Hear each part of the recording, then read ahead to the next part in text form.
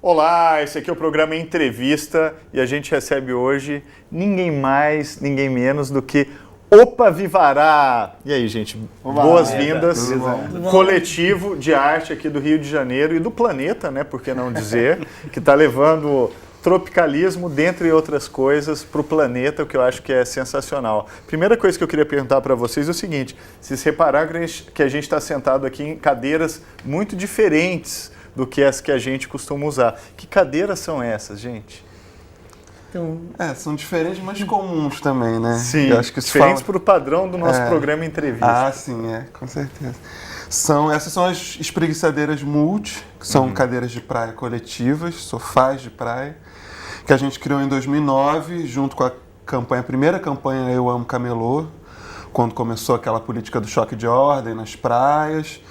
E são essas cadeiras que convidam a esse estar coletivo, esse get-together na praia, né? Mas, gente, me conta um pouco o seguinte: vocês estavam viajando na Europa agora e o Opa tem uma relação muito, vamos dizer, próxima com a ideia de cidade, né? Vocês estão na cidade, abrindo o espaço da cidade. O que está rolando hoje nas cidades globais que vocês acham que precisa chamar a atenção e que a arte pode contribuir? A gente tem uma relação muito forte com a cidade, né? Muitos dos nossos trabalhos eles são totalmente relacionados com o nosso envolvimento com a cidade, com aquilo que a gente não acha que está legal e gostaria que fosse de outra maneira. Então a gente é sempre muito propositivo, faz sentido para a gente. Então pensar sempre uma situação local, né? Então quando a gente também não está no Rio de Janeiro, a gente sempre tenta de alguma maneira estabelecer alguma relação com o que está rolando aonde a gente está, né? Seja... acho que cada situação é uma situação, com certeza, né? É muito diferente a realidade urbana do Rio de Janeiro e das cidades europeias, a maioria que a gente teve agora, né? Mas tem sempre alguma problemática em causa e em geral, através desse lugar de um certo descontentamento, de uma problematização que já está inerente ali naquele espaço que a gente começa, né? Acho que o exemplo de Barcelona agora, onde a gente fez uma reedição do trabalho do Eu Amo Camelô, com os manteiros, que são essencialmente os imigrantes, em sua maioria ilegais, inclusive, que vêm para a cidade e trabalham com aquelas mantas no chão. E aí eles aproveitaram a ponte dessa participação que a gente estava tendo através da organização que convidou a gente, o Green Parrot, para juntar com o sindicato dos vendedores ambulantes, integrar eles, e eles lançaram uma marca, que foi uma parceria que foi particularmente interessante para a gente dentro desse conceito de mexer com a dinâmica da cidade depois, né? A gente imprimiu 15 mil postais dizendo Eu Amo Manteiros, em castelhano e em catalão, para distribuir, de alguma forma, provocar a imagem que esses cidadãos estão suscitando. Fazer esses postais, eu acho que é mexer muito com essa ideia de que imagem você quer da sua cidade, né? E quer mostrar da cidade. Então, é uma operação de trocar as paisagens icônicas do Rio de Janeiro, ou de Barcelona, né? As montanhas, pelos trabalhadores, pelos vendedores ambulantes, né? Por quem está na rua também construindo a cidade de outra forma. Né? Isso é incrível. E tem resistência, por exemplo, quando vocês fizeram o trabalho dos manteiros na Europa? Inclusive, por parte dele, quer dizer, até na relação com a nossa proposta, né? Por isso a gente se aproximou do sindicato, porque a maioria dos manteiros, como a gente estava falando lá em Barcelona, são ilegais, eles não têm os papéis, o visto. São ilegais em múltiplas camadas, sim, né? Porque estão vendendo na rua, quase todas, né? Não tem visto, provavelmente não poderia estar ali. Não tem a possibilidade nem de existir em seu próprio país, né? Por isso que eles estão, na verdade, fugindo para ali, né? Porque é uma loucura, a pessoa ser ilegal. Exatamente. Eles têm esse bordão, né? Nenhum ser humano é ilegal, né? Mas teve rola resistência? Rola muito preconceito. Sem dúvidas. É bem misto, né? Já tem uma questão muito forte que não tem só exclusivamente a ver com os manteiros, tem a ver com todo o movimento do turismo massificado, que é uma questão principalmente para quem sempre morou na cidade, né? Sim.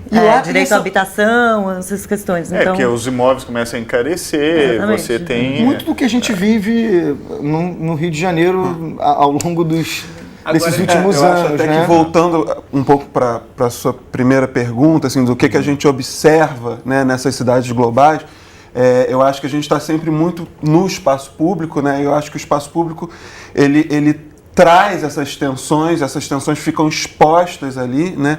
E o que a gente percebe, assim, de um modo geral, né, um pouco por cima das especificidades de cada lugar, é que as cidades elas sofrem muito essa injeção de um capital maciço, né, de uma indústria de produção e consumo, onde a cidade ela tem que ser uma grande vitrine, um grande espetáculo desse sistema, e esse sistema ele vem sempre com um pacote de normatividades, né, de fascismos, né, de racismo, xenofobias, machismos, e isso se tensiona muito no espaço público. E eu acho que, se por um lado há uma coisa muito imperativa desse sistema que vai se impondo em todos os lugares, eu acho que também hoje a gente percebe que há uma resposta que tem uma voz que ecoa, né, e que também é rápida, é uma resposta rápida. E isso acontece muito no espaço público. E acho que por isso o espaço público também ele tenta ser sempre muito controlado, ele tenta ser sempre muito esvaziado, né? E a gente entra exatamente nesse lugar. Não, e o que vocês fazem é uma coisa tão incrível, porque o espaço público no Brasil, por muito tempo, foi visto como terra de ninguém, né? Exatamente. Que era assim, isso aqui não é meu, não é de ninguém, eu posso fazer o que eu quiser e eu desprezo o espaço público, porque lá são as pessoas que estão desamparadas. E hoje tem um movimento assim de vamos retomar isso aqui, vamos viver e construir a vida e comunidade. O público acaba ficando muito um conceito, né? Na verdade, não há o público até que o público torne o público. Né? Quer dizer, fica na repetição. Mas é isso, os espaços que são comuns são controlados, são cercados, são vigiados. A população, de um modo geral, é sempre meio expulsa desses lugares, né? Então, assim, o público, que são as pessoas, né, que vivem em sociedade, em relação, é que tem que se apropriar desse espaço para tornar ele de fato comum. A gente usa, não tem o público dado, né? Não está dado. A gente usa um vocabulário assim de ação, que é a ideia do momento público. Não existe o espaço público, existe o espaço que é tornado público por um momento numa tomada, né, que é feita pela população ou, no nosso caso, por uma intervenção artística que é sempre convidativa. Então, em muitos casos, aqui no Rio de Janeiro ou em outros lugares, a gente trabalha nesse sentido, seja no espaço da cidade urbano ou dentro de uma galeria de arte ou dentro de um museu, né, que não são espaços públicos, são espaços que são fechados e às vezes privatizados, mas como publicizar e que o OPA abre, né? Isso que eu acho legal. Vocês abrem a porta de todo lugar. A gente tenta sempre criar uma experiência pública, comum, aberta, convidativa e confusa também. Tem um trabalho que vocês fizeram que é de cozinhar na rua, não é? De fazer uma mega operação de chamar as pessoas tanto para prepararem os alimentos, mas como tem comer o alimento. Tem uma série de ações como essa que você está falando, que a gente realizou na Praça Tiradentes, no centro do Rio, coração, né? E na época, a primeira ação que a gente fez lá até era na época em que ela estava cercada, gradeada, e era uma coisa absurda, porque era cercada, o que já é absurdo, e tinham 4 entradas nas esquinas, sendo que apenas 2 ficavam abertas, criando uma diagonal. Ou seja, ninguém... Tudo errado, 100% ninguém errado. Entrava ali dentro, né? E uma das ações que a gente fez foi colocar umas escadas por cima da grade, comentando isso, né? Comentando o absurdo que era aquele entrave no caminho, né?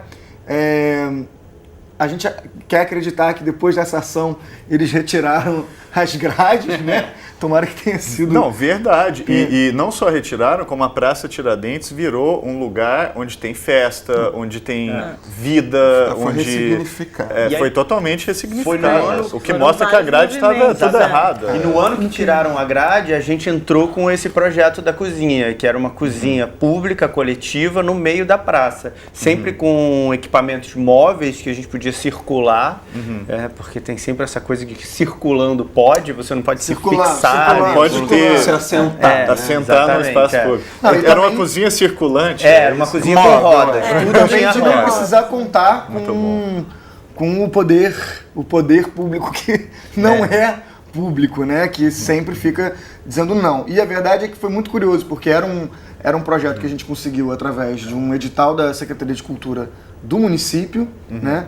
E a gente optou por não pedir autorização, né? É melhor pedir perdão que permissão. E foi uma loucura, porque no primeiro dia teve uma equipe de TV, de um telejornal do horário do almoço, e aí quando isso foi pro ar, as secretarias todas de ordem pública, a polícia, o bombeiro, Vigilância sanitária. eles ficaram Parques e jardins. enlouquecidos, né? E dizendo assim, mas vocês precisam de autorização. E a gente dizia, vocês podem dar autorização? Porque, assim, Foi uma Que tal confusão, dar né? autorização? que tal dar autorização? Quase que o secretário de Cultura caiu. Foi uma loucura. Por causa disso? Foi muita briga. Deu muita briga mesmo, porque começou a bater cabeça. Primeiro, a população de rua não pode ter visibilidade nenhuma, né? E para isso existe uma política totalmente fascista e hipócrita, né, que diz que o Estado ele não pode dar nenhum subsídio de sobrevivência para a população de rua na rua. Nem ninguém. Né? Ele tem que levar a população de rua para Pra os um abrigos, abrigo, que na realidade que são campos de concentração. Depósitos são de lugares gente. de morte, né? Para nesse lugar, teoricamente, essas pessoas serem acolhidas, alimentadas e abrigadas. Mas isso não acontece. E, na verdade, não há política nenhuma. E, na verdade, a população de rua está na Praça Tiradentes, como está na cidade todos os dias. Sem dúvida, não. E a rua é um retrato da realidade do Exatamente. Brasil, Mas com todas as essa suas visibilização é que complexidades. se torna um problema, né? Porque ela não é um problema até o momento em que ela se torna de alguma forma... Exato. Está mediatizado. potência Na hora que dessa- isso entra no né? espetáculo da cidade. Essa inversão. Isso é os bastidores. Isso aqui ninguém vê. Né? Na hora que isso vai para o espetáculo, que isso vai para a vitrine da cidade, aí A conversa, inclusive. Coisa da curtição. desanda. Mas A conversa, inclusive, era essa. Vocês estão chamando os moradores de rua para a praça. dando comida pra eles. Eles E, na já verdade, estavam ali. Na verdade, eles são muito mais donos da praça do que a gente ou qualquer outra pessoa, porque eles estão ali todos os Não, dias, e né, a- se e a relacionando. gente também não e- está fazendo e quem trabalho levava social, comida não, era né? eles. Na Eles verdade, levavam comida. a gente propõe a cozinha coletiva. A É gente todo mundo ofereceu cozinhando equipamento. junto, E- né? e- Ninguém está oferecendo comida, ninguém está cozinhando para ninguém. A gente está A todo mundo gente junto. tem que encerrar porque o tempo voa, mas é interessante isso porque o que a gente mais faz é políticas públicas para lidar com os efeitos e nunca com as causas, né? E eu acho que o que vocês fazem trata das causas e chama atenção para as causas e é absolutamente sensacional. Gente, brigadíssimo. Opa, Vivará no programa Entrevista. E, gente, quem perdeu qualquer episódio pode ir no Futura Play. Tá tudo lá, aberto, livre, gratuito. Pode acessar lá. Tchau. Obrigado, gente. Tchau, gente. Obrigado. Valeu. Obrigado. Obrigado.